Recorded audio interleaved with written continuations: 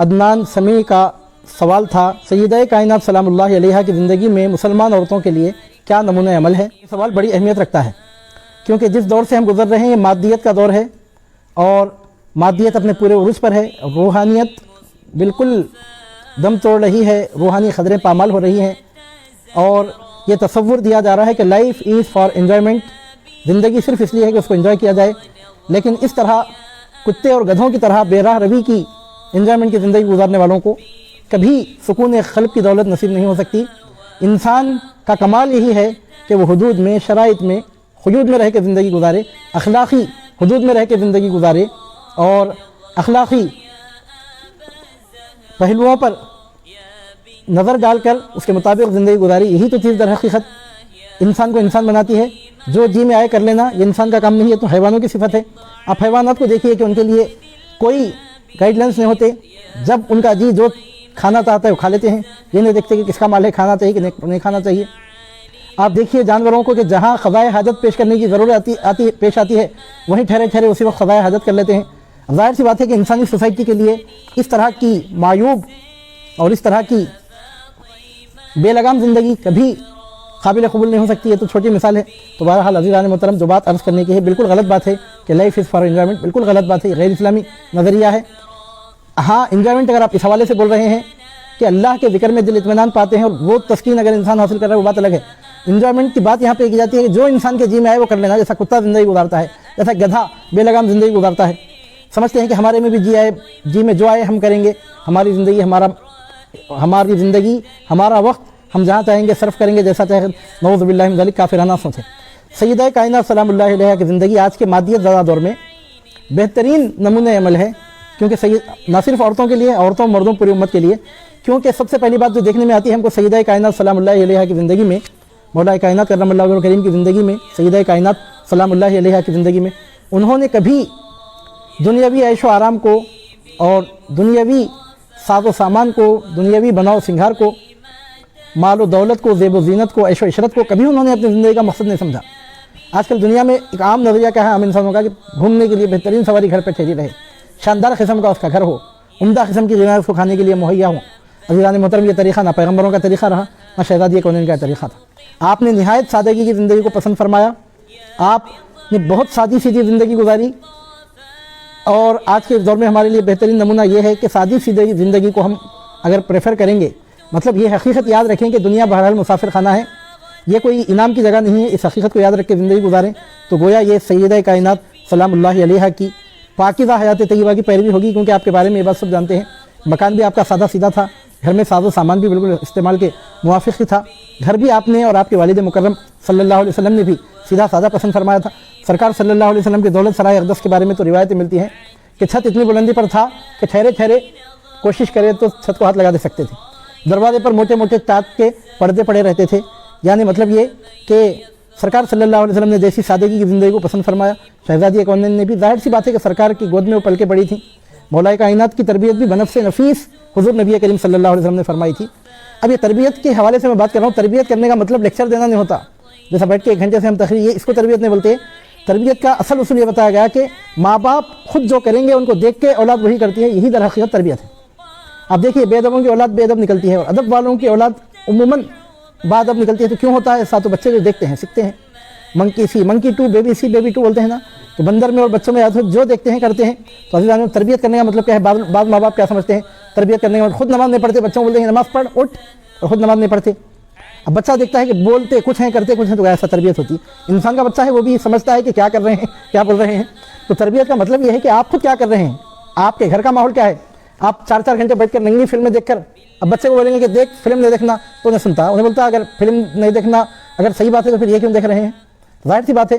تو عزیزان محترم، حضرت مولا کائنات کی اور سیدہ کائنات سلام اللہ علیہا کی جو پرورش ہوئی تھی براہ راست حضور نبی کریم صلی اللہ علیہ وسلم کی گود میں ہوئی تھی، تو آج کے مادیت زدہ دور میں سب سے بڑا نمونہ یہ ہے ہم سب کے لیے، ہم تمام کے لیے، کہ ہم دنیاوی زندگی کے اٹریکشنز کو کبھی اپنے لیے اپنا مقصد زندگی قرار نہ دیں۔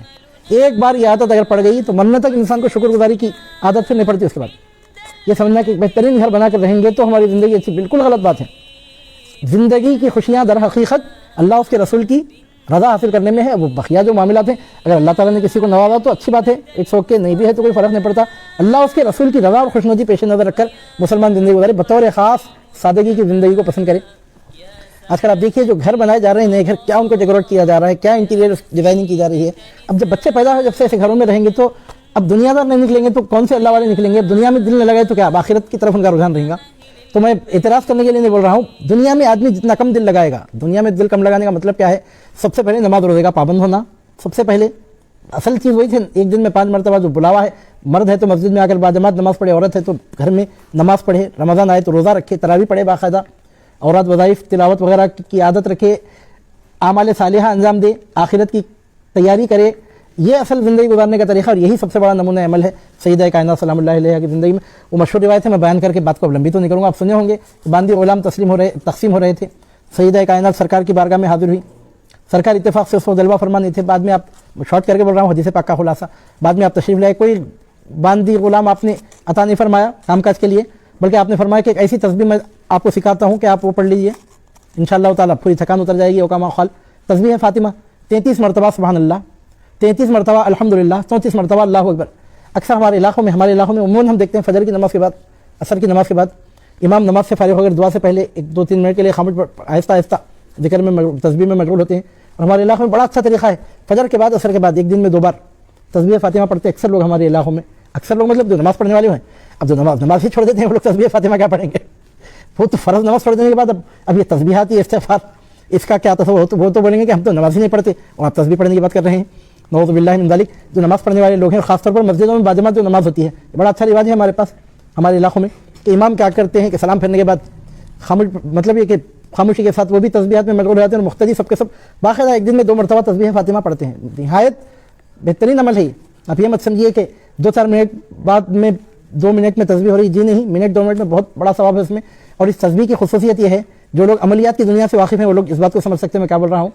یہ عملیات میں, دم دعا میں, دعا تعویذ میں, دعاؤں میں, وظائف میں, اوراد میں اجازت غیر معمولی اہمیت رکھتی ہے. وظیفہ فلاں بزرگ کا ہے, فلاں پیر کا ہے, فلاں شیخ کا ہے. آپ پوچھیے عملیات کی دنیا سے تعلق رکھنے والوں کے لیے کیسی نعمت سمجھتے ہیں اس کو. تو جس وظیفے کی یہاں پر بات کی جا رہی ہے وہ وظیفہ کسی شیخ کا, کسی پیر کا نہیں, پیروں کے نبی, شیخوں کے رسول, اماموں کے امام حضور نبی کریم صلی اللہ علیہ وسلم نے یہ وظیفہ عطا فرمایا. وہ بھی کس کو, شہزادی کون سیدتنا فاطمہ الزہرا سلام اللہ علیہا کو. خلاصہ اس کا یہ ہے, آپ نے ایک مرتبہ سرکار صلی اللہ علیہ وسلم کی بارگاہ میں حاضر ہو کر عرض کیا تھا کہ کچھ غلام باندی اگر ہے تو عطا کیجیے, گھر کے کام کاج میں سہولت کے لیے, آسانی کے لیے. روایتوں میں آتا ہے کہ مولا کائنات نے مشورہ دیا تھا کہ جنگ میں قیدی گرفتار ہو کے آئے ہیں, قید غلاموں کو, باندیوں کو تقسیم کیا جا رہا ہے. سن کے آپ تشریف لے گئی تھی سرکار گھر میں دولت سرائے اقدس میں جلوہ فرما نہیں تھے, واپس آ گئی. بعد میں سرکار صلی اللہ علیہ وسلم کو پتہ چلا تو سرکار آپ کے گھر کو تشریف لے آئے. کوئی غلام, کوئی باندی عطا نہیں کیا کام کاج کی سہولت کے لیے, بلکہ وظیفہ سکھایا. دیکھیے آج کل عام طور پر جب سے جو میں بول رہا ہوں آپ کو کہ آج کے دور میں مادیت کا غلبہ ہے, وظائف کے ذریعے تھکان اترتی ہے, تو جو لوگ مادیت میں ڈوبے ہیں ان کو حیرت ہوں گی, اور ہمارے لیے کوئی حیرت کی بات نہیں ہے کیونکہ ایسی حدیث مبارکہ ہمارے سامنے موجود ہے. سرکار صلی اللہ علیہ وسلم نے فرمایا کہ 33 مرتبہ سبحان اللہ, 33 مرتبہ الحمدللہ, 34 مرتبہ اللہ اکبر پڑھ لیا کرو.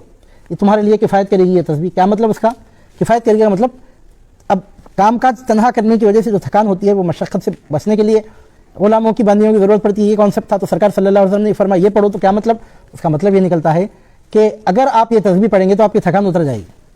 بطور خاص یہ وظیفہ, یہ بطور خاص میں پیش کر رہا ہوں آپ کے سامنے ایک وظیفہ, خاص طور پر جو لوگ فزیکل محنت کرنے والے ہوتے ہیں, جو محنت مزدوری کرتے ہیں, فزیکل جو محنت کرنے والے لوگ ہوتے ہیں, ان لوگوں کے لیے وظیفہ نہایت مجرب وظیفہ ہے. اس کا طریقہ ہے کہ رات کو سونے سے پہلے بستر پر بیٹھ کر, اب سونا ہے, آپ بستر پہ آ گئے ہیں سونے کے لیے, اب بیٹھ کے 33 مرتبہ سبحان اللہ, 33 مرتبہ الحمدللہ, 34 مرتبہ اللہ اکبر پڑھیں, تسبیح فاطمہ پڑھیں. 1 منٹ 1.5 منٹ کے اندر کا وظیفہ ہے, وہ پڑھ لیں. اور اس کو اگر چاہیں تو پھر دونوں ہاتھوں پر دم کر کے پورے جسم پر ہاتھ پھیرنے, چاہے تو ایسا بھی کر سکتے ہیں. تو اس کا نتیجہ آپ یہ دیکھیں گے, جو لوگ فزیکل محنت کرنے والے ہیں, کہ دن بھر کی تھکان اتر جاتی ہے. وظیفہ پڑھنے سے تھکان اترتی ہے, برابر اترتی ہے. میں تو ہمیشہ دیکھتا ہوں کہ جب ہم 2-4 گھنٹے کا سفر کر کے کسی مقام سے کسی مقام پر پہنچتے ہیں, آپ وضو کیجئے, آدھی تھکان اتر جاتی ہے سفر کی. 1-2 رکعت نماز پڑھ لیجیے, پوری تھکان اتر جاتی ہے. آپ 4-6 گھنٹے سو کر اٹھیں گے تو جو تھکان اترنے کی ہے, 5 منٹ میں وضو کر کے 5 منٹ میں 2 رکعت نماز پڑھ لیجیے. پوچھیے اگر نہیں اتری تو پھر. اور سائنٹیفک بھی ثابت ہو رہا ہے وہ, کہ ہمارے پاس وضو کرنے کے, نماز پڑھنے کے جو طریقے ہیں اس میں پورے جو بلڈ سرکولیشن وغیرہ جو ہوتا ہے اس میں وہ سائنٹیفک بھی وہ ثابت ہو رہا ہے وہ. تو بہرحال عزیزان محترم, ہمارے حضور نبی کریم صلی اللہ علیہ وسلم نے آپ کو مزید سادگی کی تلقین فرماتے ہوئے تسبیح سکھائی تھی. آج تک وہ تسبیح پڑھی جا رہی ہے, تسبیح فاطمہ. خاص طور پر جو لوگ فزیکل کام کرنے والے ہوتے ہیں, جو बाकी जगह काम करने वाले होते हैं उनकी बात नहीं, जो खास तौर पे फिजिकल जो काम करते हैं, मेहनत, जिस्मानी मेहनत जो करते हैं, ऐसे लोगों के लिए ये वजीफ़ा निहायत मुजर्रब है। रात को सोने से पहले वजीफ़ा पढ़ के सो जाएं, फिर देखिए कैसी थकान उतरती है। अज़ीज़ान मोहतरम, सरकार सल्लल्लाहु अलैहि वसल्लम ने मज़ीद सादगी ही पर आपको बाकी बरकरार रहने की मज़ीद तलक़ीन फरमाई। तो बहरहाल कई पहलुओं से सय्यदा कायनात सलामुल्लाहि अलैहा की ज़िंदगी में हमारे लिए नमूने अमल है। उसमें से सबसे अहम पहलू जो आज के मादी दौर में हमारे लिए वो ये है कि हम सादगी को पसंद करें, दुनिया में दिल ना लगाएं। ये ऐश शरत, ये डेकोरेशन, ये जो अंदाज़ होता है आमतौर पर ख़तई तौर पर उसको हम अपना मकसद ज़िंदगी ना समझें, वो आदत पड़ेगी अगर तो ऐसी नाशुक्री पैदा होगी दिल में कि फिर आदमी अल्लाह ताला का शुक्रगुज़ार नहीं बन सकेगा। शुक्रगुज़ार बनने के लिए तरीक़ा यह है कि जिस चीज़ की जो हकीकत है आप उसको रियलाइज़ कीजिए, ये दुनिया हमेशा रहने के लिए नहीं है। और ईमान वालों के लिए तो सरकार सल्लल्लाहु अलैहि वसल्लम ने फरमाया, दुनिया सिजनुल मुमिन, दुनिया मोमिन का क़ैदखाना है, जगह दिल लगाने की दुनिया नहीं है, ये इबरत की जा है, तमाशा नहीं है। कोई आए कोई जाए, ये तमाशा क्या है, कुछ समझ में नहीं आता कि दुनिया क्या है। आप देखिए कितने लोग आते रहते हैं, जाते रहते हैं। तो इस मुसाफिर खाने को मुसाफिर खाना समझें। ये सय्यदा कायनात सलामुल्लाहि अलैहा का बड़ा पैगाम है आपकी ज़िंदगी में, हमारे लिए जो नमूने अमल है। अब उसके साथ मिला के दो बातें और भी मैं कर दूंगा यहाँ पर कि शौहर की इताअत, फरमाबरदारी, शौहर को राज़ी रखना, शौहर को अहमियत देना और बापर्दा ज़िंदगी गुजारना, ये सय्यदा कायनात सलामुल्लाहि अलैहा के जो औसाफ़ हैं जो हमारे सामने हैं, वो हमारी मुसलमान औरतों के लिए यकीनन नमूने अमल है।